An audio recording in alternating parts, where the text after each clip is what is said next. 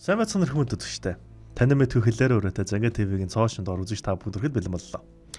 Энэ удаагийн дугаараар бид нар Монголын түүхийг ярьж хөр судлаач бэлэн судлаач тод миний би энд сууж байна. За. Минт. За. За өмнөх дугаар дээр Даан улс, их улс байгуулагдсан. Тий. За Монголын түүхэнд бас их шинэ улс, шинэ хот байгуул. За мөн дээрээс нөгөө за хязгаарын нутгуудад байгаа одоо газар нутгаа тогтоох.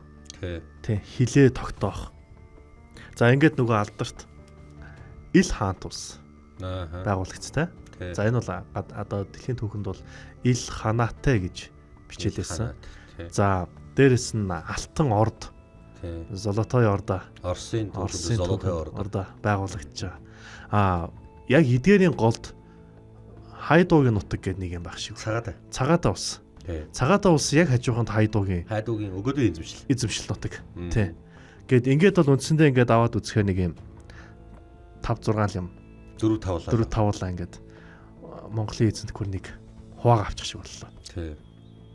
Одоо нэг юм асуухад одоо ингээд Монгол нэгдмэл гэж үзэхгүй болчихлоо. Одоо Монголын эзэнт гүрэн гэж байхгүй.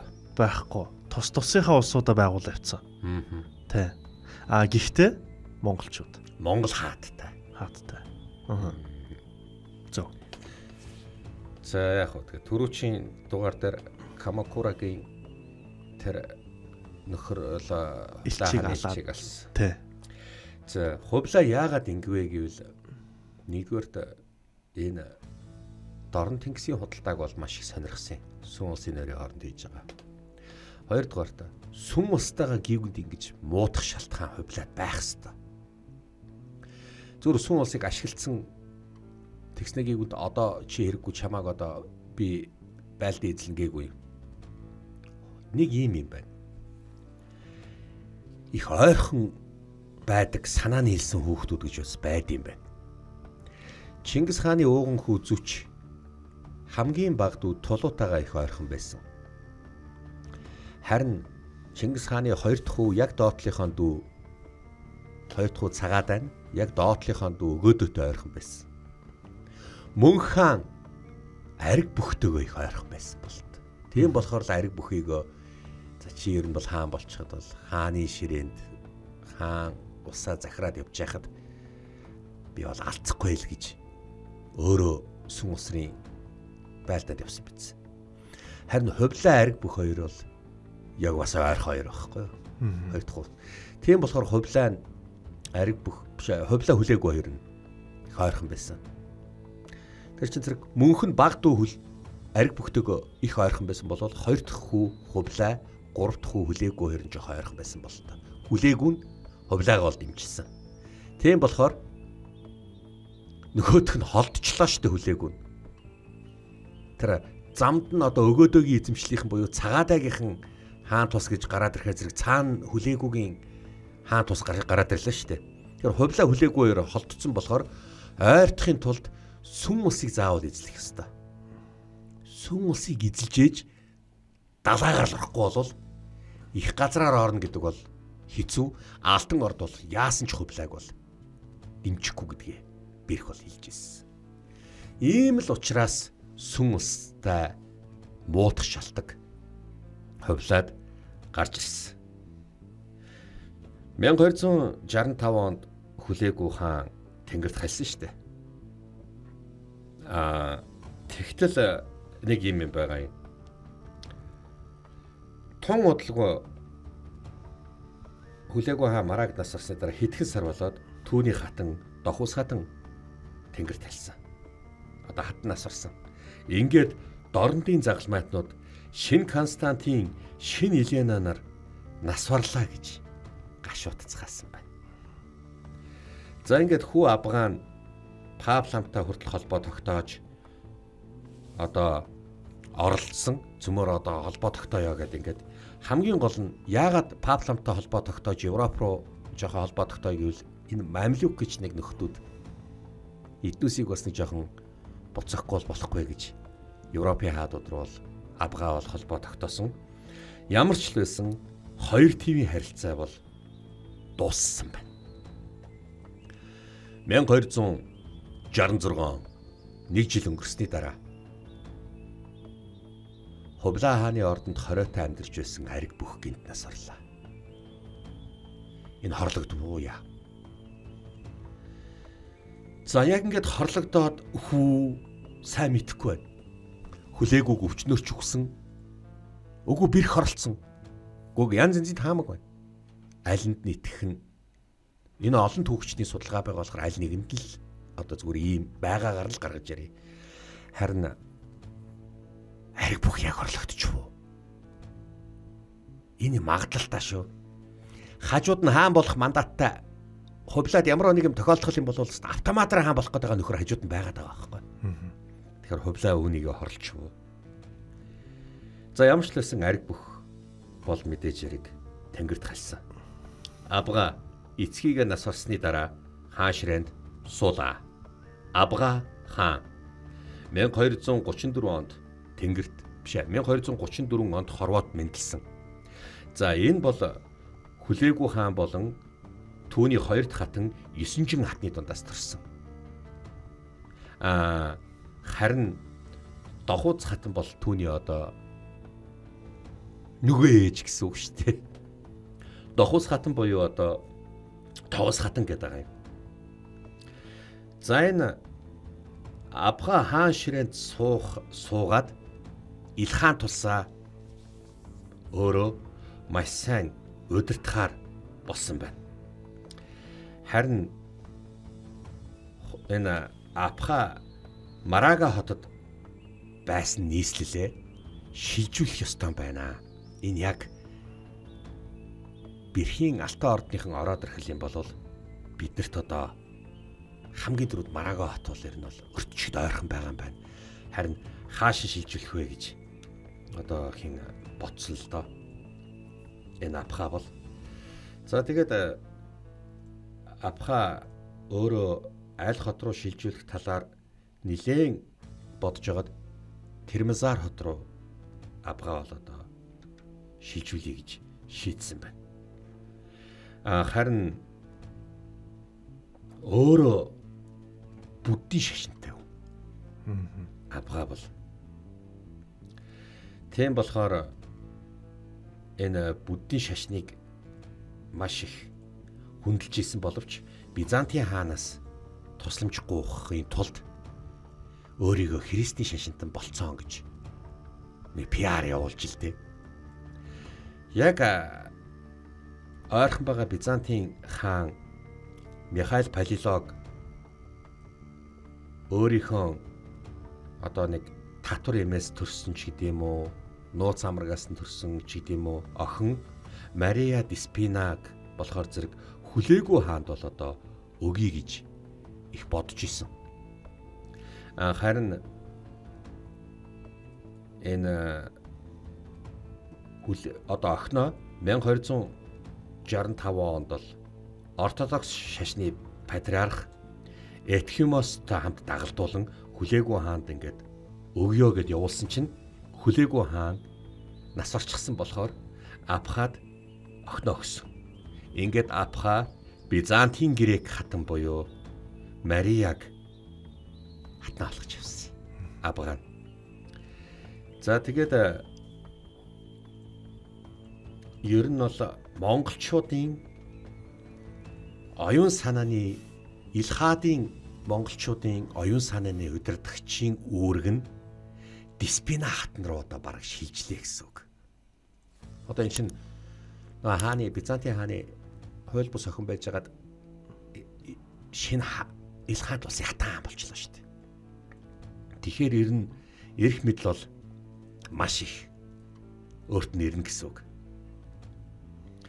За тэгээд Абгагийн үед бол одоо зоос мөнгө цутгахад бас энэ Диспина хатныг бол цутгадаг, хамттан цутгадаг зоосон дээр. Тэгээд эцэггүй ариун сүнсний нэрийн өмнөөс гэж энэ үгийг гэхдээ араб хэлээр бичсэн байдаг. За ингээд нийслэлээ бол Табриз хотыг сонгоод за хамгийн гол нь энэ Табризийн тал нутагч юм болохоор зэрэг хээр тал нь болохоор зэрэг дайн байлдаан ямар нэг юм болох юм бол ер нь аливаа зүйлд бэлэн байдаг. Харин Буддийн болон христийн мөн исламын шашныг ч гэсэн бас өөрөө бас хүлээн зөвшөөрсөн л дөө. Харин исламтай жаахан таарамж муутай. Яг гэвэл мамлюкчууд өөртөө муудалцаад байгаа болохоор миний энэ илхаанд улсад буддийн болон христийн шашин бол сүм хийдэ бариад явж болно. За ислам бол ер нь бол бариад хэрэггүй авахаа нэмэшээд бариад хэрэггүй. Энэ исламын орнд шүү. За ийм юм болсон. За харин өөрт нь дагаар орсон харьяат исламын шашинтнуудыг өөр шашинд ор гэж абгаа ийм арга хэрэгэлсэн. Одоо тушаал болгосон. Энэ бас хүний шашин шүтэх эрхэнд халтчлаа гэсэн үг. Харин Нестериан болон буддийн шашны эрхийг дээгүр тавьж харин исламчуудыг жаахан дарамтлаад татвараар одоо дарамтлаад эхэлсэн болохоор Илхаан улсын нийтлэлд байгаа исламчууд абгаад захирагдахад хэцүүхэн болоод эхэлсэн байна. За ерөнхийдөө бол Табриз хотод 4 сарын дараа эрх мэдлээ тэр чигээр нь гартаа авч одоо бэрх ах нь яахыг нь мөн мамлюкчууд яахыг нь хүлээж байсан байна. Илхаан улс хүлээгүй хааныг тэнгэр тайснаас хойш монголчуудтай бас л байлтна гэж шийдсэн байна. Ингээд бэрх Кавказаар Абхагийн үед одоо дайрч эхэлсэн. Тийм болохоор зэрэг Абха өөрийнхөө эзэлсэн байсан Туран, Курд, Перс, зарим араб үндэстнүүдийг цэрэг татан одоо бэрхийг тогтоох хэрэгтэй болгоно. Ингээ бэрхийн мэдлэлд байгаа үнэн алдартай шашинтнууд болон тэгээд Абгагийн мэдлэлд байгаа ислам шашинтнууд одоо бас ортодокс шашинтнууд нь цэрэг болж орж ирээд Кавказд нэлээд муудалцсан болж ирсэн. За Илхаан тулс руу болохоор зэрэг мамлюкчууд нь бас одоо холбоотон байсан болохоор довтлно гэд Сирд цэрэгээ оруулж ирсэн. Султан Байбараас Сирийн газар нутагт руу цэрэгээ оруулдаг нь Абгааг өөрлөгөө довтлуулахгүй харин хойд фронт руу анхаарлыг нь сарниулахыг Алтан орд бол оролдож ирсэн. Чи яг Сир рүү ингээд ороод яг хариугүй байлдах гэж байгаа юм шиг болчих. Тэр наадах чинь хойд фронт руугаа ингээд тэ Сир рүү наадах чинь ингээд одоо дайрч магадгүйгээ сандрангуут нь би Кавказаар орно гэд бэрх одоо энэ Байбарас султантай бол тохиролцсон. За харин Абга бол ер нь альч фронтод 2 фронт байна уу хэдэн ч фронт нээсэн би бол байлдана. Би бол ер нь заавал би Алтан ордыгч тэр мамлюкчч тэр ялна гэж айгүй өөртөө итгэлтэй зоригтой хаан байсан болохоор шууд Кавказ руу довтлоод бэрхэд маш том цохилт өгсөн. За бүтэн жил гаруй одоо ингээд бараг эцгийгээ тэнгэр тайснаас хойш ер нь 2 жилийн хугацаанд мамлюкчч тогтоогоод бэрхийгч тогтоогоод Алтан ордыг нилээн сулдайсан байна. Бэрх бол шин дайралтай хийхэд тулд ногойд тэгээд өөрийнхөө одоо ерөнхий жанжны эрхийг өгж ирсэн. За чи бол та болж игэл наад нэг Абгаагаал нэг ялчаарай. Би чамд дүү минь энийг л даатгач байна гэд. Ингээд өөрийн бас дүү чинь хэний бас нэг ноён байгаа. Энэ хэний хүү илээз мөнх төмөрт бас итгэж ирсэн. Мөнх төмрийг чи Абхад одоо бид нар одоо ингээд Илхаан тустай байлдаж байгаа юм чинь. Чи бас энэ Кавказыг ямар ч байсан Абгаагаас эзэлж яваарай гэд. За ингээд 2 жил гаруй бие биентэйгээ дайтцгаасан байна. Мамлюкийн цэргүүд орж ирэхэд Тигр мөрөн дээр Абгагийн цэргүүд бол маш сайн тогтоож ирсэн. Харин Кавказаас ороод ирэхэд Азербайжаныг одоо өгөхгүйгээд маш сайн тогтоож байлдаж хариуж давшиж явж эхэлсэн. Ингээд за дахиад цэрэг хүчээ сэлбэж байгаад Ахтмордод таргалуулж байгаа дахиад байлдъягээд бэрхэд аль биесээр хийснээр хоёр тал одоо дахиад дайн байлдаанда бэлдэж эхэлсэн байна. Бэрх хаан 1267 онд нас орлоо. За энэ дайсагнал бас дараад нь үргэлжлэх үгүй юу гэдг нь мэддэхгүй байсан байна. Бэрх Алдан ордны бас л харигс догшин хаан байсан. Тийм болохоор зэрэг бэрхээс бүгд айдаг л байсан. Бэрх бол энэ маш харигс догшин тийм хүн байсан учраас. Бэрхийн дараа хэн залгамжлах вэ гэд байж байтал мөнх төмөр Алдан ордны хаан ширээнд суусан байна. Мөнх төмөр хаан ширээнд сууснараа хүлээгүүтээ байлдах уу, хилэлцэх үү гэдэг тал дээр нилээн эргцүүлж бодж байлаа. Сарайд 1267 онд Шинэр хаан ширээнд суусан мөнх төмөр яах талаар мэдэхгүй. Одоо энэ дайныг үргэлжлүүлэх үгүй юу хэмээн нилээн эргцүүлж ирсэн байна. 3 жилийн дараа 1270 онд алгууг хаан ширээнээс нь татан буулгасан нэгэн хүн гарч ирлээ. Энэ бол цагаат айгийн талынх.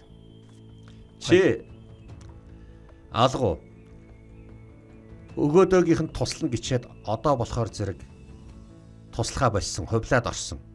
Хувлагийн талд орсон. Тэгчээд чи ариг бүхийг дэмжиж ирснээр хувлагийн эсрэг талд болсон. Хувлагийн талд ороод ариг бүхийнхээ эсрэг талд орсон байгаа. Чи яасан болгоомжгүй туйлбаргүй хаан бэ хэмээн барак шууд алгууг галаад өөрөө хаан ширээнд суусан. 1270 онд барак цагаадагийн хаан ширээнд суусан хаан байлаа. За энэ бол барак бол Персийг эзэлж авах гэж оролдоод Абгатай их муудалцдаг байлаа. Бэрх хаан тэнгэрт халчаад мөнх төмөр яахаа мэдэхгүй бас нэлээ эргэлзэж байх хугацаанд 3 жилийн дараа барак хаан одоо Абга руу дайрсан. За энэ хоёр одоо одоогийн Афганистаны Херат гэдэг хотод маш том дайн эхлүүлэхээр болсон байна.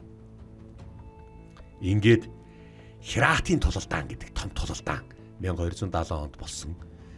Баракийг бүр мөсөн бот цохоод маш бүр бот нэргээд Абга хөөгөө явуулснаар Херат одоо Абгагийн мэдлэлд үлдсэн байна.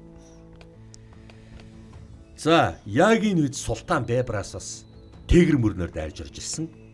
Тэгэр мөрөн дээр цэргээ өөрөө удирдаад энэ Бебрасын аргыг өөрт нь хэрэглэх үү яах уу гэж байтал Абга шал өөр арга зохиогоод бага байрлалаас ганц чухарч болохгүйгээр багваагаар давших тулдаанаар байлдаж хагаад Бебрасыг одоо туйлдуулаад тэгээд Ефрат мөрөн рүү Абга хөөсөн.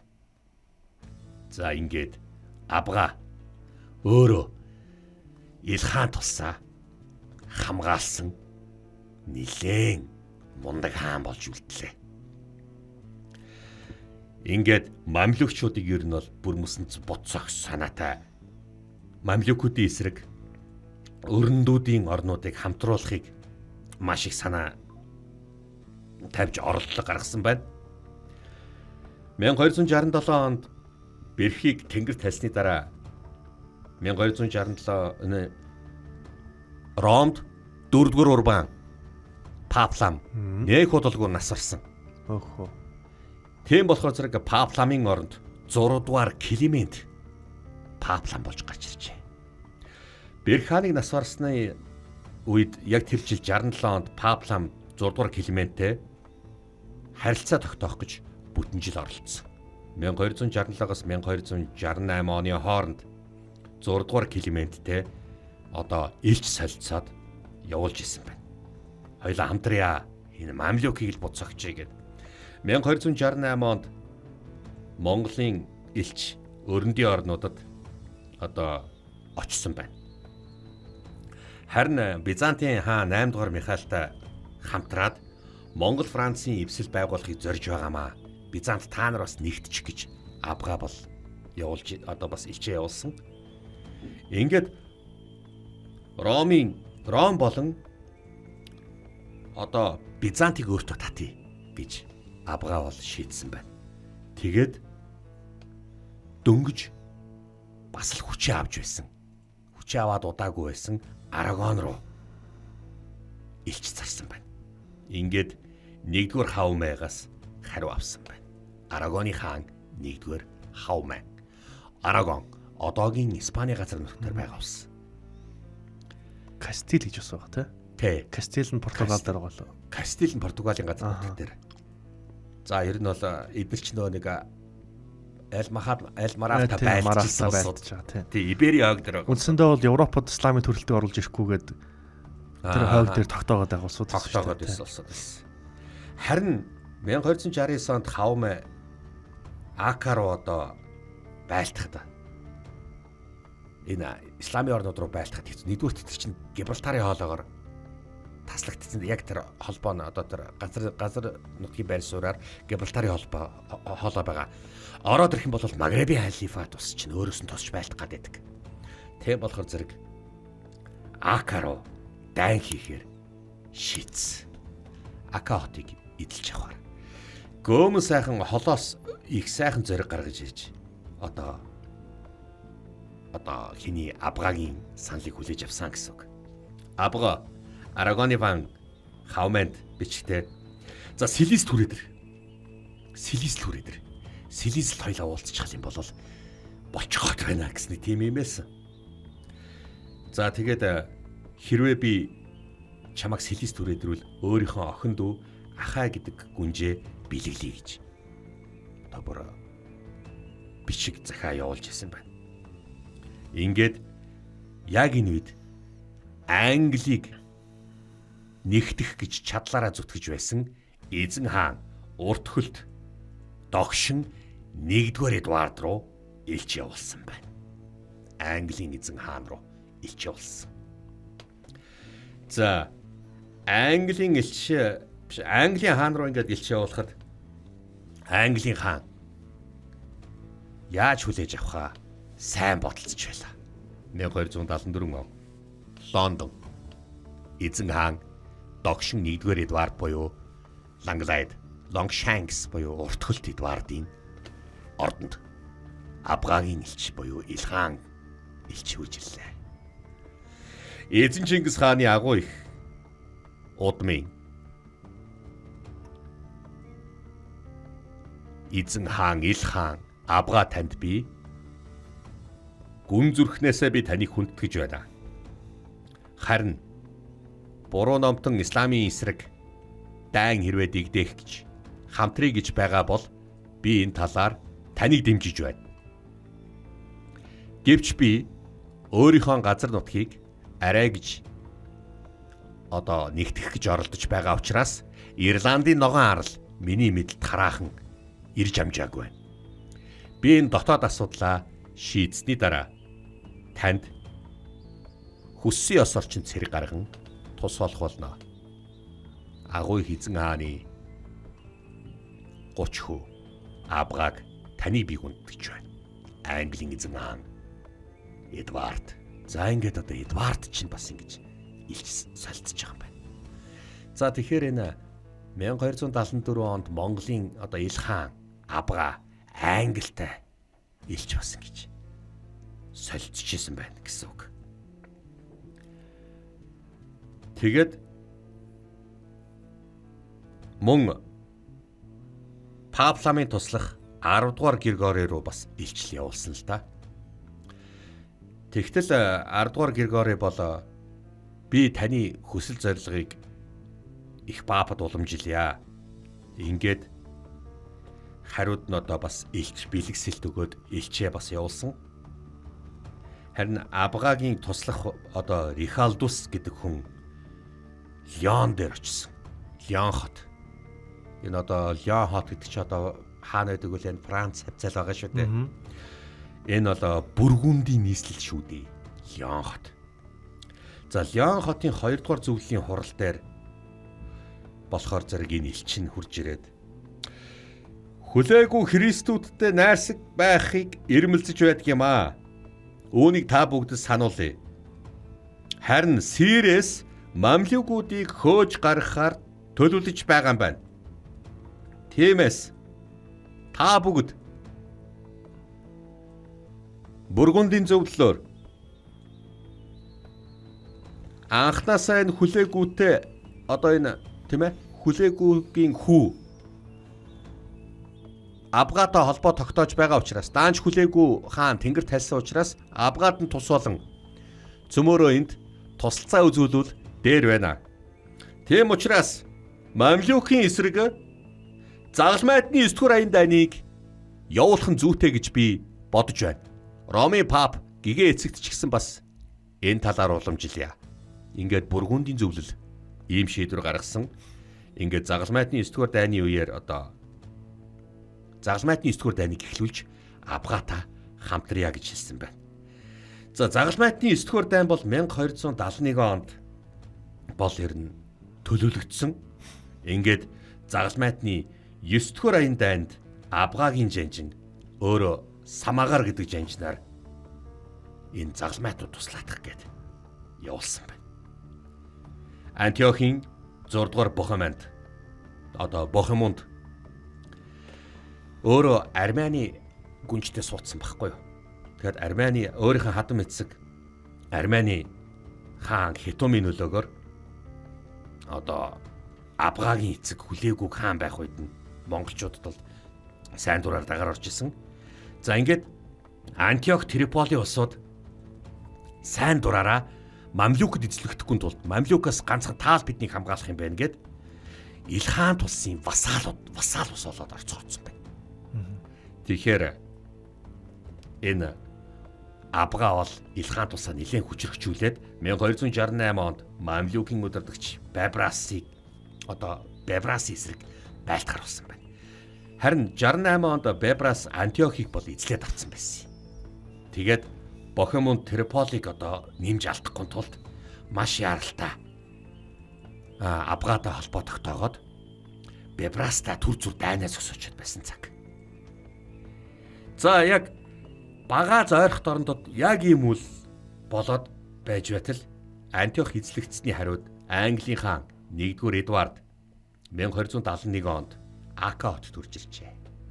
Ингээд загалмайтны шинэ аян дайн одоо 9-р аян дайнаа аль бие осоор хийн гэж хэлсэн байна. Даанч харамсалтай нь хооронд нь уулзуулахгүйгээд Бибрас султан 9-р аян дайнаар хурж ирж байгаа Английн цэргүүдийг амдаа цогц. Тэр Сэлгист одоо уулзахаас өмнө амдаа цогц. За тэгж байтал нөгөө хин Абгач нь уулзах гээд байгаа штэ. Английн хаан Эдвардтай. За эндээс чи нөгөө нэг хинтээ Арагоны хаантай уулзах гээд байгаа. Хавэмтай уулзах гээд байгаа. Яг ингэж байтал Бибрас аюу сайн мэдээд мөнгө төмрийн тусламжаар бүгднгийн хуурай газар дээр буюу ойрох дорнод дээр одоогийн грек туркийн хил дээр Английн зэргүүдийг амдаж цогчоод далаагаар ирж байгаа цэргүүдийг нь Мамлюкийн усан цэрэг одоо усан онгоцоод очиж сөнөөч гисэн байна. За энэ нь одоо маш их хооронд нь уулзуулаагүй. Уул нь уулзаад байлтсан бол арай дээр байсан юм. Гэвч хооронд нь уулзуулаагүй. Тэгэхээр энэ Бибрасын тагнуул туршуул бол маш сайн ажиллаж байна гэсэн үг. Тэгээд энэ ямар ч бүтлэхгүй болчлоо гэд Английн эзэн хаан Эдвард Мамлюкуудаа дайнаа зогсооход буцаад Англи руугаа яваад өгсөн Абга Эдвардтай уулзч амжсангүй. За тэгэхээр энэ ойрох дорндод байр суурай нөлөөгөө булаацалтаад одоо нэлээд хэцүү юм болж байна гэсэн үг. Энэ үед бол Эдвард Ака хотод одоо хурж ирээд Абха руу илчээ явуулсан. 3 хүн явуулсан. Тэрний нэг нь Режиналд Россел, нөгөөх нь Godfrey, тэгээд нөгөөх нь Джон Паркер гэсэн хүмүүсийг дагуул одоо явуулсан байна. За ингээд монголчуудаас сэргийн тусламж хүсэж байна. Илхан тусаас тусламж хүсэж байна. За одоо би энэ Мамлюктай чинь байлдах гээд байна. Загалмайтны 9-р дайн ингээд болохоо байчих гээд байна. Би Лондон руугаа явчих гээд байна. Хэрвээ би ингээд байлдаад ялагдах юм бол гэж илчээ явуулах гэж Абга яг энэ үед Туркестанд хинтээ тултж идэг байхгүй. Цагаатай бараагтай тултж исэн завгүй болчиход идэг. Тэгэхээр яаж юм? Туркестаныг булаацалтаад хараахан завгүй байсан учраас Эдуардын энэ хүсэлтэнд хариу өгч нааштайгаар хандж амжаагүй байсан. Харин Абгагийн мэдлэгийн одоо сэлжүгчүүд энэ муу хэнийг биш Абгагийн мэдлэлсэн Бизантууд сэлжүкүүд биднэртэй хамтраад энэ туслыг инээ. Тийм болохоор зэрэг та түр зүр хүлээжээ гэж Английн хааныг Акад арай л гайгүй зогсоогоод байсан байна. Ингээд Абга өөрийн жанжид самгар жанжинд 10,000 цэрэг буюу нэг түмэн цэрэг өгөөд Серлөө илгээсэн байна. За тэгээ Серлөө явуулчаад одоо Абга загтал битсэн. Энэ хэрэг явдлын талаар ярилцаад бид хүчрхэг цэрэгээ Самакар жанжнаар удирдуулан танд туслуулж илгээхээр тогтоолоо. Дээр дурдсан Самакарыг оролцуулан төлөвлөгөөгөө үр зураа хилцэхдээ дайсантай тулалдах сар өдрөө тодорхой бөгөөд нарийн тохирно. 1271 оны 9-р сарын 4 Илхан Абхагаас Английн эзэн хаан 1-р Эдуардад явуулсан загтал. За энэ загтал Лондонд хадгалагдаж байгаа шүү. Лондонд хадгалагдаж байгаа шүү. Тэгэхээр энэ Илхан дөнгөж нэг ус үсчээд бас яаж ийн байр сууриа олох гэж бас нилээн зовхон вэ штэ. За харин Сэлжүкөөс монголчууд цэрэг татаад Аляпогоос ингээд урагшилж Аляпогийн нутгуудыг тэр чигээр нь өөрийн мэдлэлд оруулаад одоо яач ч байсан бид нар Бебрасыг буцсах гэсэн. Аляпо гэдэг чинь одоогийн Халеб, Сирл орцсон гэсэн үг. Тэгэхээр чин зэрэг Сэлжүк Илхан тусын цэргүүд нийлж байгаад Сир дээр очиж Бебраст маш том цохилт өгсөж таарсан байна. За тэгээд энэ нарийн ширхэгчлэн яриад байвал энэ чи бас өөр юм болно. Тийм болохоор эрхэм мөндөд үзэгчдээ би жоохон энэ олон дайнуудыг одоо тэгж байлдаа тэгвгээд ингээд байхын оронд маш олон юм дайнууд ингээд болж байгаа учраас дараагийн дайнуудыг жоохон жаахан баг зэрэг одоо тодорхой товч бас ирчээд байгаа шүү. Тийм болохоор одоо намайг бас уучлаарай. Гүнээ хөлцлөвчж байна. Намайг өршөөж үзээрэй гэж хэлмээр байна. За ямар ч лээсэн энэ Аляпог эзэж авч урагшлаад тэг яаж ийн Сирийг одоо Бебрасаас холдуулсан гэсэн үг. Тэгэхээр энэ Эдуард болохоор зэрэг монголчуудад ажиллагаагаа зохицуулахын тулд цэргээ бүр мөсөн цуглуулж хараахан амжихгүй нэг удаа цогулчаад байгаа. Бебрас цогулсан болохоор дахиад Англиас цэргээ одоо дуудах гэхээр зэрэг амжидгүй. Тийм болохоор зэрэг Сэлжүкүүдтэй нийлсэн энэ Монголын цэргүүд Бебраста дангаараа тулхаас өөр аргагүй болчиход байлаа. Одоо Эдуарда дахиад хүлээн. Өөр арга байхгүй.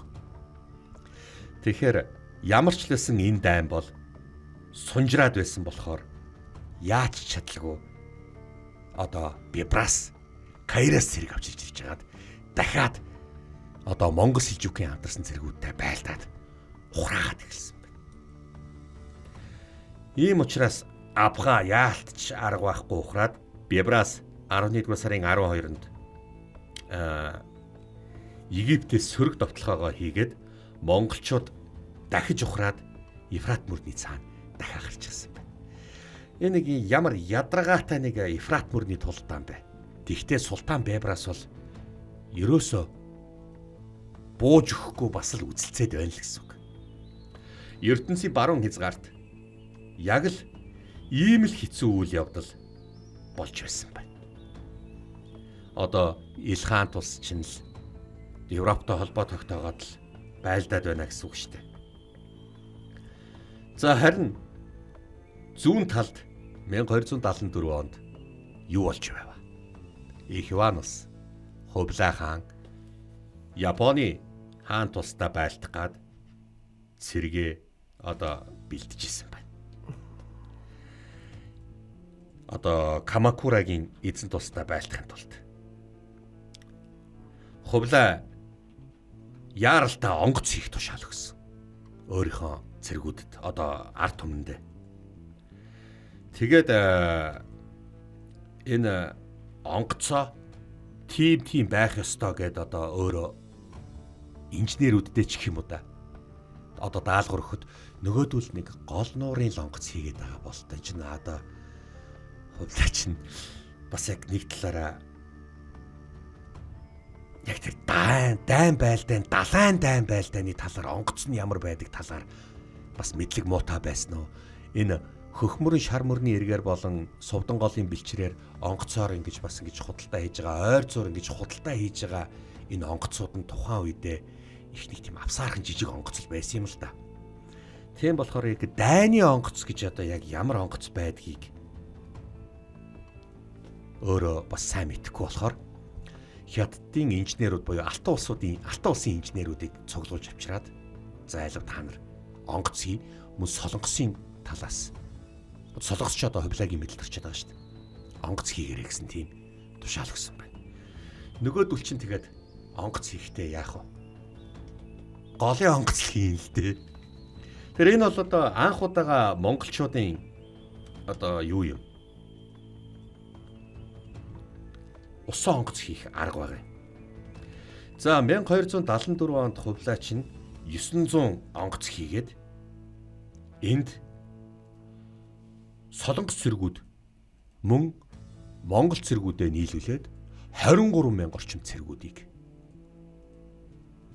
одоо байрлуулсан байна.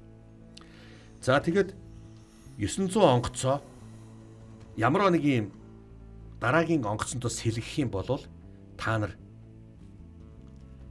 ямар ч зав байхгүй шүү. Тийм болохоор зэрэг нэмж та нар энэ онгоцон дээр л байлдаарай гэд тэгээд 3500 завинд одоо 74 м урт юм онгоц хийж байгаа юм.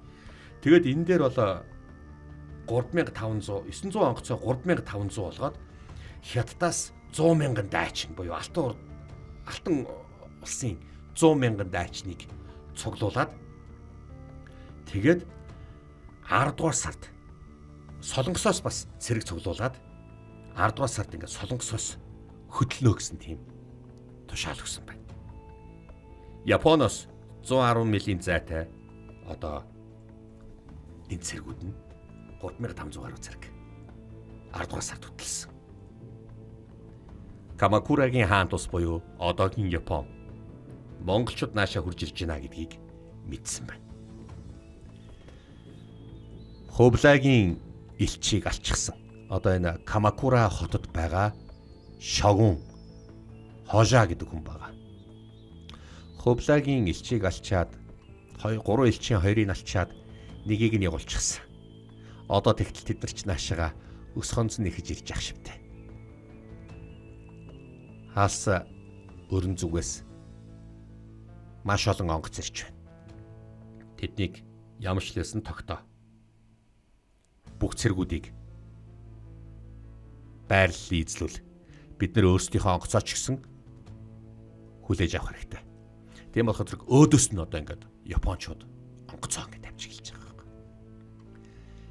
За яг Японд ингээд дөхөөд 90 миль 80 милийн ойртой ороод ирэнгүүт нь Японы онгоцууд өөдөөс нь гарч ирж байгаа. За яг энэ онгоцонд байж ахт үед одоо өөдөөсөө байлдах, харвах одоо маш их тийм дайн болж байгаа юм л та. 1274 онд Японы тэнгис дээр буюу Агнуурын тэнгис дээр болж байгаа энэ дайн. Солонгосоос хөдөлсөн дайн. Одоогийн энэ Бусан Ханжины бомбтос энэ цэргээ хөдөлгсөн бол та. За нэлээд энэ дайн болоод ингээд одоо айл ал тал нь биентэйгээ байдалтай байж л Японы онгоцууд бас жоохон сөнөөл айл ал талаас нөгөө талаас бас нэг онгоцон сөнөөл иймэрхүү байлг буцаад ингээд ухарч эхэлсэн. За нэгэнд ухарчлаа гэж бодоод Юан улсын цэргүүд одоо Юан улсын онгоцууд чинь улам ингээд ойртож ирж байгаа. За энэ үед их газраас харвах, их газраас одоо тийм ээ эсэргүүцэх маш их юм бэ одоо байгаа. Нөгөөдөл чинь бас усан онгоцноосоо харваад усан онгоцноосоо бас юм шидэгч гэдэг юм уу тийм ээ.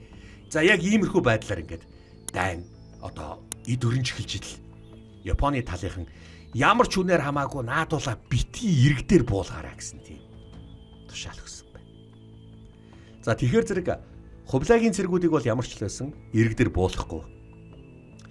Тэгэхээр би хэлье 3500 онгоц гарч ирлээ гэсэн үг. Дэлхийн аль ч улс оронд Англи, Франц гэсэн улс орнуудад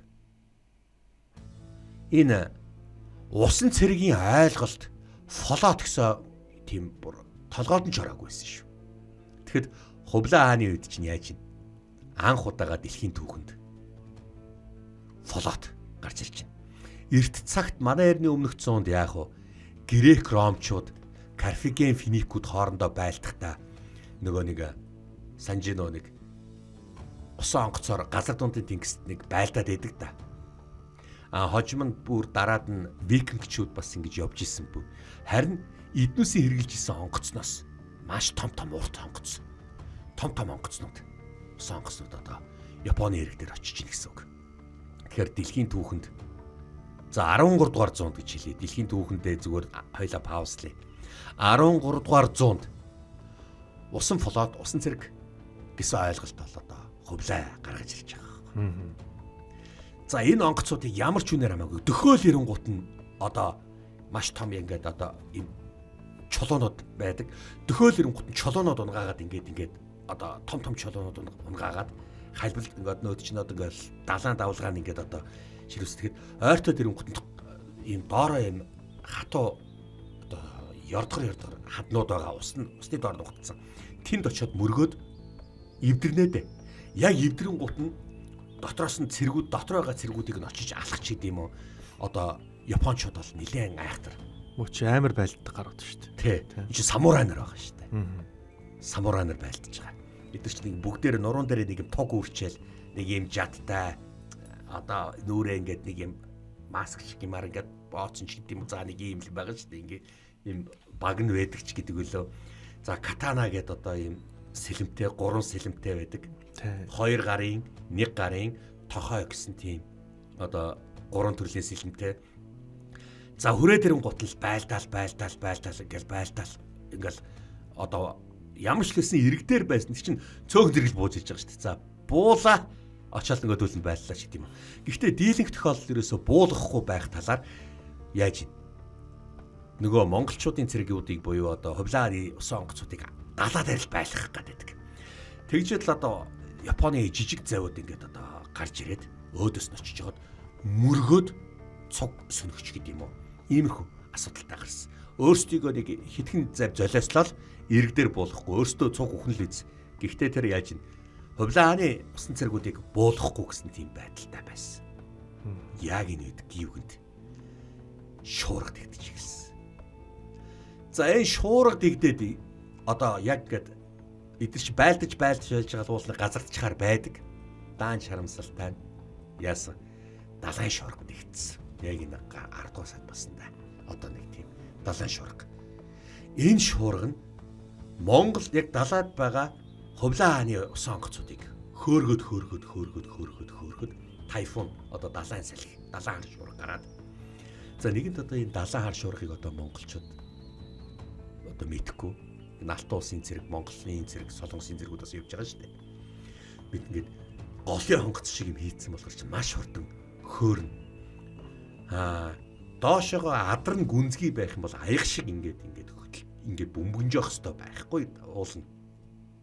Хөмрөөд хийсээд хамхуул хийсэж байгаа, зомгол хийсэж байгаа юм шиг хийсгээд явж байгаа. Та энэ голын онгоц гэдэг тайлбарлаад энэ ямар онгоц ихлэх юм бэ? Доошогоо гүдгэр биш. Завшил юм ийдсэн яваад байгаа. Тий. Доошогоо тийм гүдгэр одоо Христофор Колумбын онгоц ч гэдэм үү. Энэ чинь дээр одоо анх одоо энэ модон онгоцууд шүү дээ. Олон далбаатай онгоцнууд чинь доошогоо тийм хөндөй адар одоо ийм гүдгэр байдаг байхгүй да. Далайн шуурга юу ч боллоо гэсэн ингээ аяг шиг ингээд хийсчихгүй хүн шиг ингээ байж ах хэрэгтэй байдаг байхгүй. За тэр дээр нь байгаа нөхдүүд бол зүгээр нэрэ зайлгдаад нэрэ болохоо байдаг юм байгаа. Ямар ч лсэн онгоц хөмөрөхгүй байх хэрэгтэй байдیں۔ Гэтэл хувлаа хааны үеийн онгоцууд чинь нэг сул тал нь доогуура гүдгэр биш байхгүй да. Энэ дөрөв голын онгоц ингээд шулуухал явах онгоцнууд байхгүй. Дээр нь цэрэг юугаас суулгацсан мордо цэр зэвсгээ хатцсан. энэ онгоц чинь их далаад гараад ирэхээрээ нэг шуурх юм бол тэр тийшээ хийснээс. Яагаад гэвэл доошхоо гүдгэр биш. За яг энэ далаад ингэсэн мэдгэдэггүй нь бас тэгж таарсан л ийц. Зөв. За ингээд Хувлаа хааны явуулсан флотыг одоо хийсгсэн байна. Тийм болохоор энэ дайн амжилтгүй болсон. 1274 онд Хувлаа хааны явуулсан Япон руу дайрсан энэ дайн амжилтгүй боллоо.